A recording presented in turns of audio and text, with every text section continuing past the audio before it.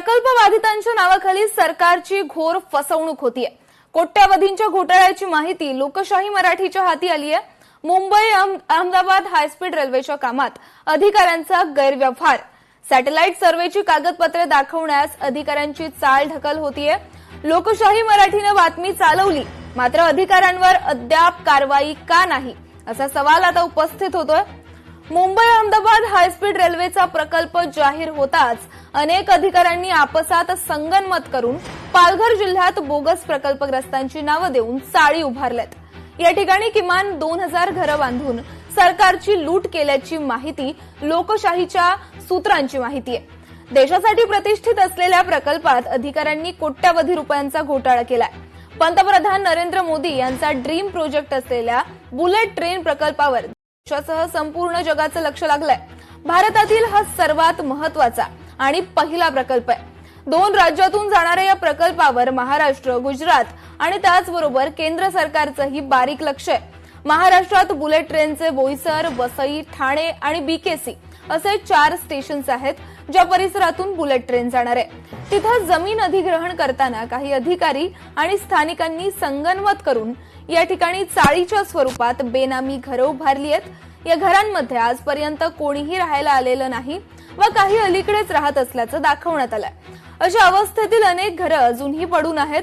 प्रकल्पासाठी जमीन अधिग्रहण करताना इथल्या निवासी घरांची कोणतीही शहानिशा न करता किंवा प्रकल्प बाधित म्हणून त्या घरांचं पुनर्वसन विभागाकडून कोणताही सर्वे न करता पुनर्वसन विभागाने त्यांना प्रत्येकी 14 लाखांची भरपाई रक्कम दिल्याची सूत्रांची माहिती लोकशाही मराठीच्या हाती लागली आहे। या ठिकाणी अशी 2000 घरं उभारण्यात आल्याची माहिती आहे। याबाबत लोकशाही मराठीच्या प्रतिनिधीने माहिती अधिकार कायद्यान्वये संबंधित अधिकाऱ्याकडे माहिती मागण्याचा प्रयत्न केला असता त्याकडे संबंधित अधिकारी जाणीवपूर्वक टाळाटाळ करतायत। त्या गावातील सरपंचांकडे संबंधित पुनर्वसन बाधितांची यादी किंवा फाईल मागितली असता त्यांनीही ती दाखवण्यास नकार दिलाय। बुलेट ट्रेन प्रकल्प जाहीर होताच अनेक अधिकाऱ्यांनी आपसात संगनमत करून त्या ठिकाणी बोगस प्रकल्पग्रस्तांची नावं देऊन चाळी उभारल्यात। या ठिकाणी किमान 2000 घरं बांधून सरकारची लूट चालवली असल्याची माहिती आहे। देशासाठी प्रतिष्ठित असलेल्या प्रकल्पात जमीन अधिग्रहण करताना अधिकाऱ्यांनी कोट्यावधी रुपयांचा घोटाळा केलाय। याबाबत लोकशाही मराठीने पालघर जिल्हाधिकाऱ्यांशी संपर्क केला असता त्यांनी याबाबत सखोल चौकशी करून माहिती घेणार असल्याची प्रतिक्रिया दिली आहे। आता वसई विरार कॉरिडॉरचं काम सुरू असून यातही अशाच प्रकारचा घोटाळा झाला असावा अशी शंका स्थानिकांनी व्यक्त केली आहे। याबाबत लोकशाही मराठीने संबंधित अधिकाऱ्यांकडे याची सविस्तर माहिती मागवली असतानाही अधिकाऱ्यांकडून माहिती देण्यास चालढकल केली जाते। वरिष्ठ अधिकारी कोणताही घोटाळा झाला नसल्याचं सांगतायत। महसूल मंत्री चंद्रशेखर बावनकुळे यांनी मात्र सखोल चौकशी करण्याचे आदेश दिलेत।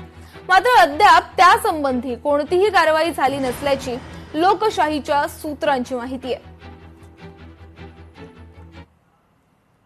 आपल्याकडनं जी माहिती भेटली आहे त्यामध्ये बुलेट ट्रेन मधले घरांना मोबदल्याच्या बाबतीमधली एक तक्रार आपल्या हेड ऑफिसला आलेली आहे।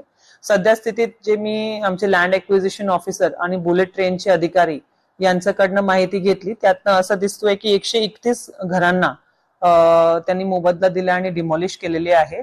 या सर्व प्रकरणाची योग्य ती चौकशी करून आपण जे सर्व डिटेल्स आहे आणि जर काही चुकलं असेल तर कारवाई करण्याचेही आदेश दिलेले आहेत आणि निश्चित यामध्ये आम्ही सखोल चौकशी करून हा विषय मार्गी लावू। मी परवाच लोकशाही न्यूज चॅनल ही बातमी चालल्यानंतर तातडीने जिल्हाधिकाऱ्याकडून अहवाल मागितला।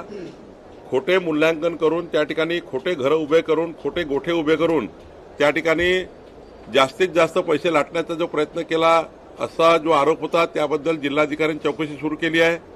विभागीय आयुक्तांनी चौकशी सुरू केली आहे। त्याचा रिपोर्ट या आठवड्यात येईल। मी या ठिकाणी तो रिपोर्ट आपल्याला सांगेल। लोकशाही मराठी ऐका, पहा, जागरूक रहा।